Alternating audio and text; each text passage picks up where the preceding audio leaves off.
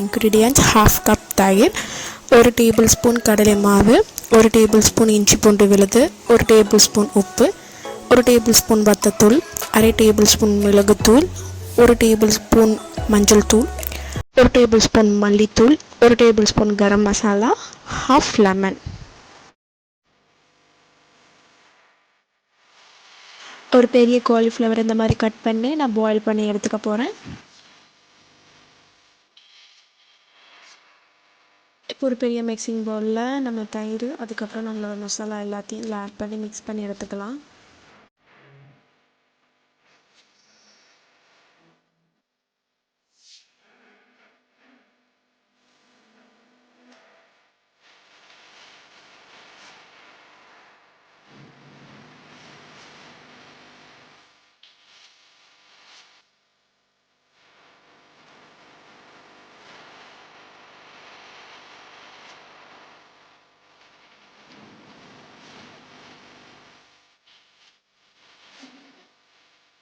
இந்த பேஸ்ட்டில் நம்ம பாயில் பண்ணி வச்சுருக்க காலிஃப்ளவர் ஆட் பண்ணி நல்லா எல்லா இடத்துலையும் அந்த பேஸ்ட் அப்ளை பண்ணி எடுத்துக்கலாம்.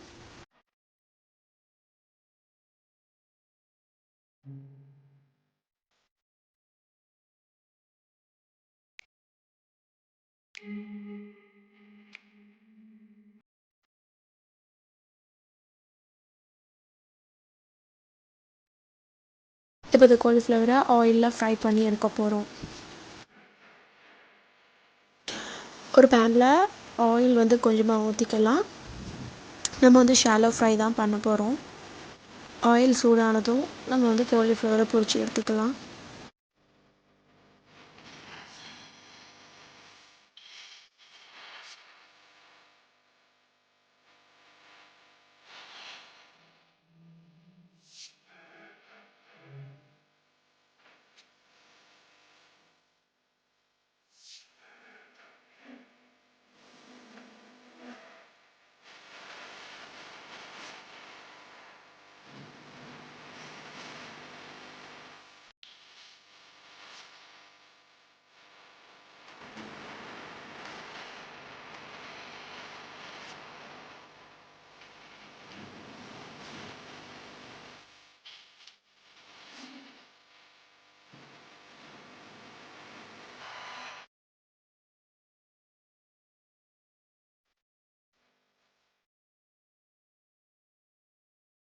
இப்போ ஒரு பிளேட்டுக்கு மாற்றி எடுத்துக்கலாம்.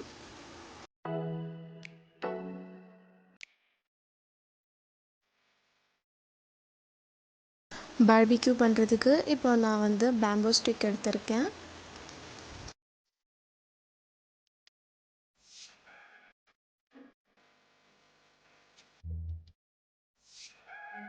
நான் ஒரு பேம்போ ஸ்டிக்கில் 3 பீஸ் காலிஃப்ளவரை இந்த மாதிரி குத்தி எடுத்துக்க போகிறேன்.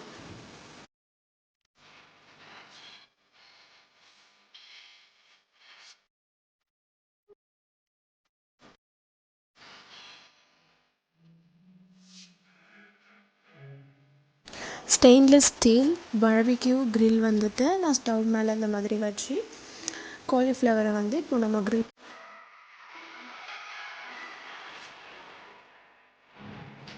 இப்போ மாற்றி போட்டு எடுத்துக்கலாம்.